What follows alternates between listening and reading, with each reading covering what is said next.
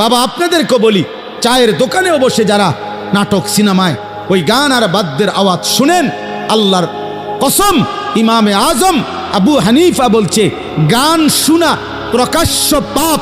আর গানের শুনে কেউ যদি মজা পায়, স্বাদ পায়, আহ আহ কি কইল রে, হাতলারে এরকম পাওলারে, ঠ্যাংলারে এরকম হাতলারে, আছে না এমন মানুষ এরকম নড়ে চড়ে। ইমামে আজম আবু হানিফা বলেন গান শুনে কেউ যদি এরকম মজা পায়, স্বাদ পায়, কুফরুন, এটা কুফরি, এটা কুফরি, এটা কুফরি, এটা কুফরি বাপ। অতএব খামখেয়ালি করুন। আবারও বললাম, আবারও বলছি, শেষ পর্যন্ত হয়তো এই পৃথিবীর কেউ তোমারে কিছু বলতে পারে নাই, কোনো হুজুরের কথাও পাত্তা দাও নাই, মা বাবার কথাও পাত্তা দাও নাই, হতে পারে কেউ তোমারে শাসন করতে পারে নাই, তুমি মুক্ত, তুমি স্বাধীন, তুমি হারামের উপরে, জিনার উপরে, বেবিচারের উপরে, গান বাদ্যের উপরে জীবন শেষ করছো। কিন্তু দোস্ত আমার, বন্ধু আমার, ওই মালিক কিন্তু তোমারে ছাড়বে না, ওই মালিক ছাড়বে না বাপ। এই জন্য একজনও যদি বুঝে থাকো, তুমি বদলাও, তুমি বদলাও, সেজদা করো, নামাজ পড়ো, জিকির করো, আল্লাহর কাছে দোয়া করো, কোরআনুল করিমের তিলাওয়াত শোনো, কোরআন পড়ো, কোরআনের মধ্যে ডুবে যাও, অথবা হালাল কোনো রোজগারে লেগে থাকো। এতক্ষণ মুসলমান এত লম্বা টাইম ফালতু কাজ করে না বাপ। এই 3 ঘন্টা, 6 ঘন্টা, 9 ঘন্টা দিনের পর দিন তোমরা যারা বেহুদা নষ্ট করছো, এগুলো দিয়ে যদি দুনিয়া কামাই করতা তাহলেও কিছু টাকা রোজগার হইত। তুমি যদি মাটি কাটতা তাইলেও কয়টা টাকা পাইতা। তুমি যদি মুড়ি বাজদা, সিরা বাজদা, তাইলেও কিছু টাকার সিরা বেচতে পারত। কিন্তু অনাদরে, অবহেলায় না দুনিয়া কোনো হালাল উপার্জন করলা, না আখেরাত কোনো উপার্জন করলা, নষ্ট করে দিলা। এই রাত আর আসবে না। আল্লাহ আমাদেরকে হেফাজত করেন। ওয়াদারনি ওয়াল মুকাদ্দিবিনা উলিন নি'মাতি ওয়া মাহিলহুম কালিলা। আল্লাহ কোরআনে ওয়াদা দিছে, হে আমার মুমিন বান্দা, প্রিয় বান্দারা, হে আমার অনুগত বান্দারা, শোনো, কিছু মিথ্যাবাদী নাফরমান পাপীকে অল্প কিছুক্ষণের জন্য দুনিয়া ভোগ করার একটু সময় আমি দিতে চাই, তোমরা ওরে ছেড়ে দাও। দেও মদখোর, নেশাখোর, সুদখোর, কিস্তিখোর, হারামখোর, এই মুশরিক, বেঈমান, নাফরমান, মুনাফিক, আমার দুশমন, আমার সেজদা, বন্দিগি, ইবাদত আমলের ছিটে ফুটাও নাই, এমন বেঈমানদেরকে একটু দুনিয়া ভোগ করতে দাও। দেও বান্দা, মাইতো কিছু বলুন। আল্লাহ আমাদের ইমানদারকে সান্ত্বনা দিস। ইমানদার শোনো, পরে আমি 50 বছর, 60 বছর, অথবা 40-70 বছর, অল্প কয়দিনের একটা হায়াত, কিছু খাইতে পড়তে দেব, কিছু দুনিয়া ভোগ করতে দেব, কিন্তু আমি ওয়াদা দিচ্ছি মোমেন তোমার কাছে, চোখ বন্ধ হলে কবরে, এরপরে আর অনন্তকাল আর কোনোদিন নাফরমান বেঈমানকে এক ঢোক পানিও দেব না, আর এক লোকমা খাবারও দেব না। হ্যাঁ, আর মিলবে না, আর মিলবে না। লা ইউফাত্তারু আনহুম ওয়া হুম ফীহি মুবলিসুন। আল্লাহ বলছে জাহান্নামী, জাহান্নামের আযাবের 1 সেকেন্ড কোনোদিন বিরতি মিলবে না, কোনোদিন তার মুখে হাসি ফুটবে না, হাসি ফুটবে না। তালফাহু ওয়ুজুহাহুমুন নার ওয়া হুম ফীহা কালিহুন।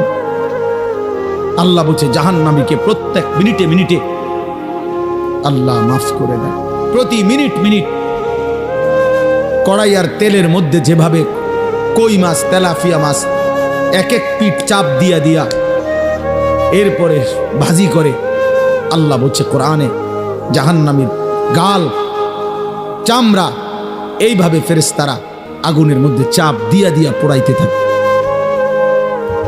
অহুম ফিহা কালিহুন, চেহারাটা বিভৎস, কালো, মলিন হয়েছে।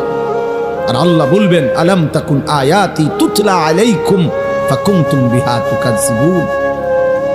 আল্লাহ বলবেন নাফরমান বান্দা, আমার কোরআন, আমার বিধান, আমার কথা তোমার কাছে বারবার পৌঁছানো হয়েছিল।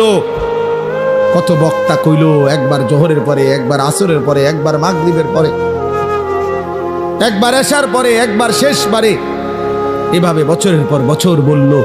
মসজিদের জুমায় কত ইমাম বয়ান করলো, কত আউলিয়া মাশায়েখ চোখের পানি ফেলে ফেললে তোমার কানে জাহান্নামের কথা পৌঁছাইছিল।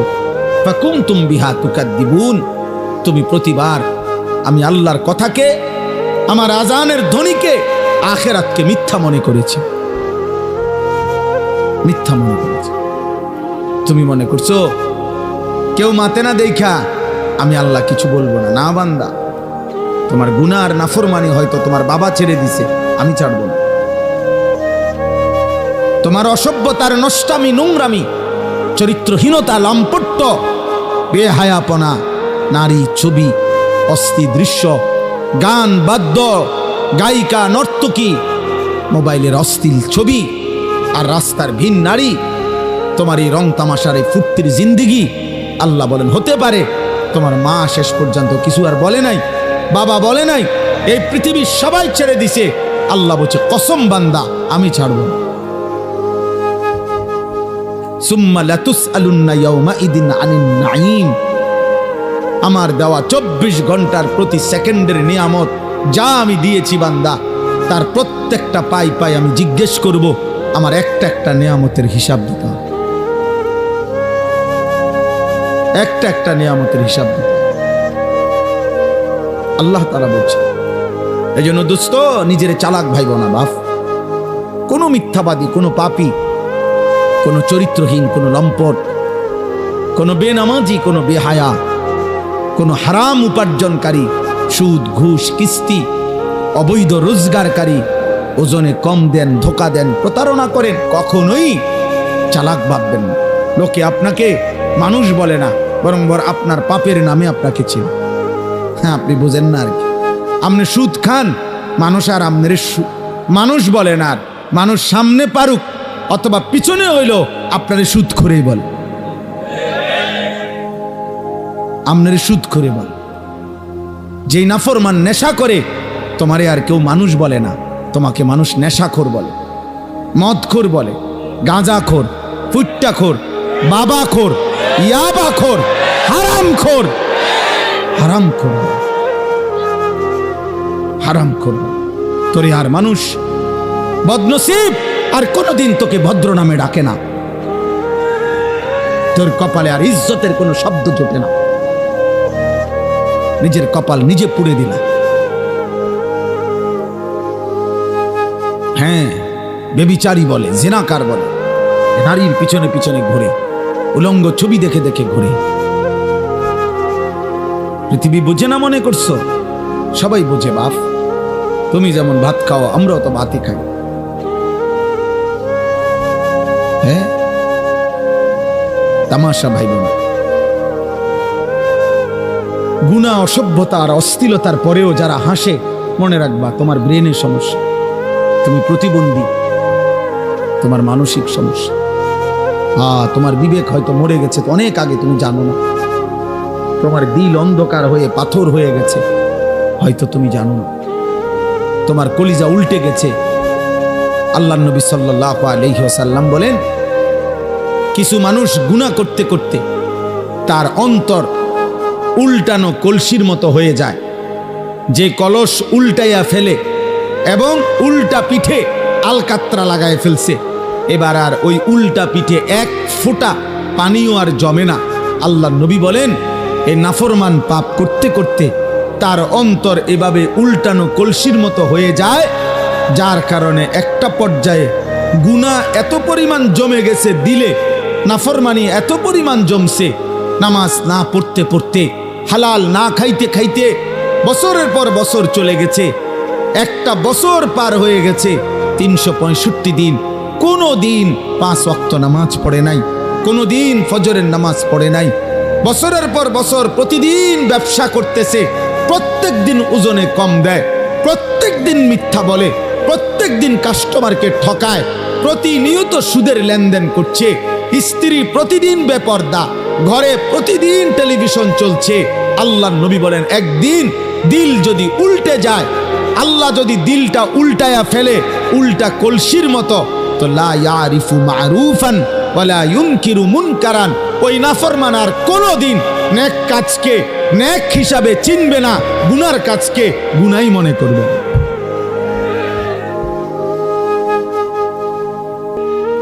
প্রিয় ভাই, এটাই বাস্তবতা।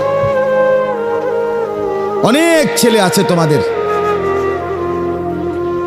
যারা ভুলেই গেছেন, অনেক বাবা আছেন যারা ভুলেই গেছেন যে ফজরের নামাজ কোনো মুসলমানের উপরে ফরজ।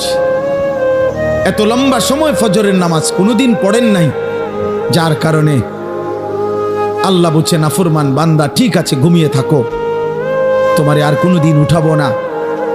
এই নাফরমানি করতে করতেই একদিন জাহান্নামে পৌঁছিয়ে দেব। এমন অনেক মানুষ আছে যাদের কোনোদিন আর মনেও পড়ে না যে সুদ খাওয়া হারাম, গালি দেওয়া হারাম, বেপর্দা হওয়া হারাম। আহা, আল্লাহকে এইভাবে ভুলে যাওয়া, আখিরাতকে এইভাবে ভুলে যাওয়া, কবরকে এইভাবে ভুলে যাওয়া, নিজের দায়িত্ব কর্তব্য করণীয় ভুলে যাওয়া, বিশ্বাস করেন এটা জীবনের সবচেয়ে বড় পরাজয়। এটা এক মুসলমানের জীবনের সবচেয়ে বড় দুর্ভাগ্য যে সে আল্লাহ ভুলে গেছে, সে তার আখিরাত ভুলে গেছে, সে তার কবর ভুলে গেছে, সে তার পরকাল ভুলে গেছে। কোরআনে আল্লাহ বলছেন ওয়ালা তাকুনু কাল্লাযীনা নাসুল্লাহা ফাআনসাহুম আনফুসাহুম। আর কোনোদিন তোমার মনে পড়বে না তুমি মুসলমান, তোমার মৃত্যু হবে, তোমার আখিরাত হবে, তোমাকে আল্লাহর সামনে দাঁড়াইতে হবে, এই কথাটাই তুমি ভুলে যাবে। আর এটা যদি ভুলেই যাও তখন তুমি নেকি করবা কেমনে? আখিরাতের কথা যদি মনেই না পড়ে নেকি করবা কেমনে? বলে হুজুর না একবারে বলছি না তো, শুক্রবারে তো আসেন, আপনি যে শুক্রবারে আসেন আর কি হুয়াদের নামাজ পড়েন কিন্তু আমরা দেখি, আপনার নামাজের কি সুরত তা আমরা দেখি, আমরা জানি।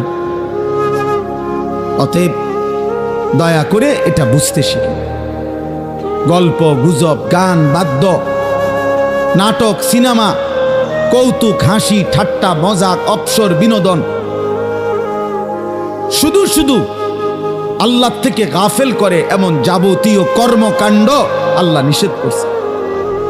আমি এই আয়াতটাই এখানে পড়ছি, আর অল্প একটু সময় আমি এই দুইটা আয়াতের তর্জমাই শুনাইতে চাই। সূরা লোকমানের দুইটা আয়াত আমি পড়ছি, 21 নম্বর পারা 31 নম্বর সূরা। সূরা লোকমান সূরাটার নাম। এই সূরার 6, 7 এই দুইটি আয়াত আমি তেলাওয়াত করেছি। আল্লাহ তাআলা এই দুইটি আয়াতের মধ্যে আল্লাহ তাআলা কি বলতেছেন একটু শোনেন, এটা বললেই ইনশাআল্লাহ আমার কথা শেষ। নওজোয়ান ভাই, বয়স্ক বাবা, সবাই রে বল, এক মুমিনের বড় সিফাত, একজন মুসলমানের একটি অন্যতম বৈশিষ্ট্য যে সে বেহুদা অনর্থক কাজ থেকে নিজেকে বিরত রাখে। আল্লাযীনা হুম আনিল্লাহ, ওই দেখেন, ওই দেখেন, ওই অসভ্য দেখেন, দেখছেন? তুমি দাঁড়াইয়া দেখাও ভাই তোমারে, সবাই একটা ছবি উঠাক। হ্যাঁ, ফেসবুকে দিবে তো তোমারে, অসুবিধা কি? অনেক পরিচয় বাইরে যাবে তোমার, এরপরে তুমি বাসে সাধু উঠতে যাইতে পারবে, পরিচিতির কারণে তার বৃত্তে বই থাকতো না। মানুষের চিন্না লাইলে আর বৃত্তে বইব কেমনে বেড়া? অন্ধকারের ভিতরও মোবাইল নিয়ে ব্যস্ত। ওই দিকেও একজন দেখছি। আমি ছেড়ে দেব না ভাই, আমি ছেড়ে দেওয়ার মানুষ না। আমি বলছি না আমি কম বেশি বুঝি না, আল্লাহর জন্য বলতে চাই, বলতেই থাকি, আলহামদুলিল্লাহ।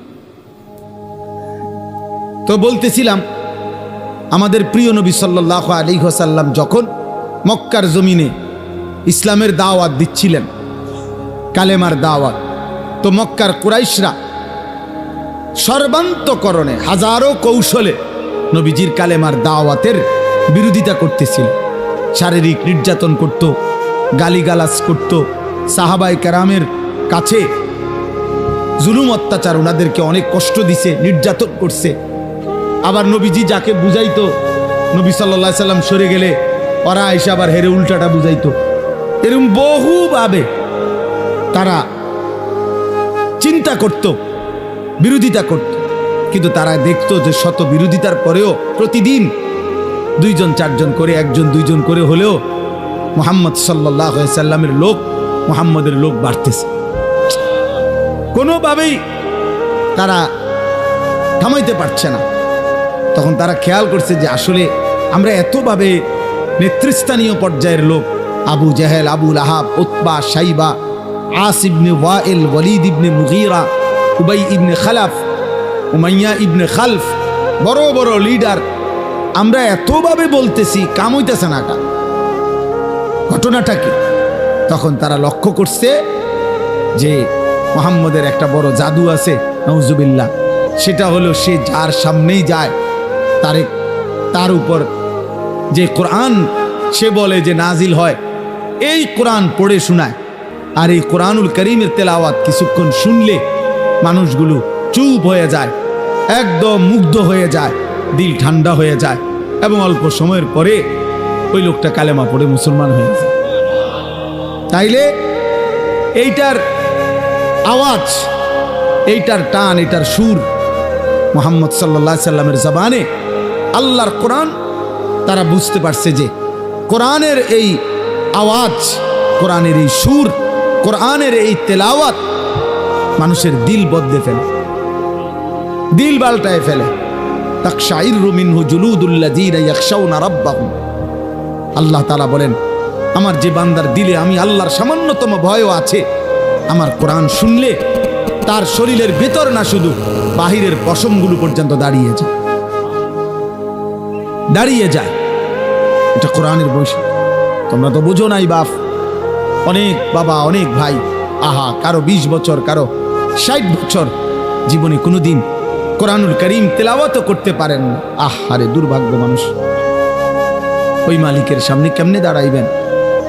মালিক যদি বলে 23 বছর আমি কোরআন নাজিল করেছি, 24,000 বার মোট জিব্রাইল নবীজির উপরে কোরআন নাজিল করছে। 24,000 বার আসছে, 24,000 বার আমার কালাম আমি 23টা বছর লাগাইয়া বান্দা বলছি, নাজিল করেছি। এমন পবিত্র, এমন শ্রেষ্ঠতম, এমন আজিমুশ শান, এমন হেদায়েতে ভরা, রহমতে ভরা, উপদেশে ভরা আমার কোরআন। একটা লাইন, একটা পৃষ্ঠাও দেখেও পড়তে পারো না। আহা বদনসিব মুসলমান, এমন জীবন নিয়ে কবরে কেমনে যাই? আমি অনেক ভাবি এটা, আমার খুব আফসোস। আহারে ওই জিব্বার কি মূল্য, যে জিব্বা তার মালিকের কালামই পড়তে পারে। ওই মুসলমান কত লক্ষ কথা বলল, অথচ সে তার রবের কথাই বলতে পারে। যে তারে জিব্বা দিলেন, যে তারে জবান দিলেন, যে তাকে ঠোঁট দিলেন, যে তাকে প্রতিনিয়ত কথা বলার যোগ্যতা দিচ্ছেন। আর রহমান আল্লামাল কোরআন খালাকাল ইনসান আল্লামাহুল বায়ান। আল্লাহ বলছেন, আমি তো মানুষ সৃষ্টি করেছি, আমি তো তার ভাব, তার হৃদয়ের ভাষা, তার হৃদয়ের কথা বুঝে বলার মতো শতভাগ যোগ্যতা আমি আল্লাহই দিয়েছি, আমি দিয়েছি। আলাম নাজআল লাহু আইনাইন ওয়া লিসানান ওয়া শাফাতাইন। আল্লাহ বলে, বলো না বান্দা, আমি কি তোমাকে 2টা চোখ দেই নাই? আমি কি একটা জিহ্বা দেই নাই? আমি কি আল্লাহ তোমাকে 2টা ঠোঁট দেই নাই? আমি দিছি বান্দা, আমি দিয়েছি। মুসলমানের যে মেয়েরা মাদ্রাসায়, এই আয়েশা সিদ্দিকা মহিলা মাদ্রাসা, এই বালিকাদের এই মাদ্রাসা, একদিন হাসরের ময়দানে টের পাবেন। ছোট্ট মাসুম যে মেয়ের আল্লাহর কোরআন পড়ে, সেই পৃথিবীর হাজারো রূপসী সুন্দরী, বাহিরে বেপর্দার বেহায়ার জীবন যারা কাটায়, তাদের চাইতে রবের কালাম পড়ে যে কন্যা, হিজাবে ঢাকা, বোরখায় ঢাকা, এমন পবিত্রা কন্যা, সে এই কায়নাতের সর্বশ্রেষ্ঠ নারী। আল্লাহ নবী সাল্লাল্লাহু আলাইহি সাল্লাম বলছেন, কোন ঈমানদারের জন্য দুনিয়ায় যত সম্পদ, যত নিয়ামত, দুনিয়াবি যত নিয়ামত হতে পারে, আল্লাহর ভীতির পরে, ইবাদতের পরে, আমলের পরে, তাকওয়ার পরে, আখিরাতের বন্দিগির পরে দুনিয়াবি যত জিনিস মানুষের অর্জন হয়, তন্মধ্যে রাসূলুল্লাহ সাল্লাল্লাহু আলাইহি সাল্লাম বলছেন, একজন মুমিনের সর্বশ্রেষ্ঠ অর্জন দুনিয়াবি একজন নেককার স্ত্রী। হ্যাঁ, হাদিস, মাস্তাফাদাল মুমিন মিন বাদি তাকওয়াল্লাহ আল মারআতুস সালিহা। এক পবিত্রা, সতী, সাধ্বী, চরিত্রবান, নেককার, রবের সেজদা দেয়, মালিকের কোরআন পড়ে, নিজের ইজ্জতের হেফাজত করে, সম্ভ্রম রক্ষা করে, আব্রু রক্ষা করে, নিজের পর্দার গুরুত্ব দেয়। আল্লাহর নবী সাল্লাল্লাহু আলাইহি ওয়াসাল্লাম বলেছেন, এটা কোনো মানুষের দুনিয়ার শ্রেষ্ঠ অর্জন।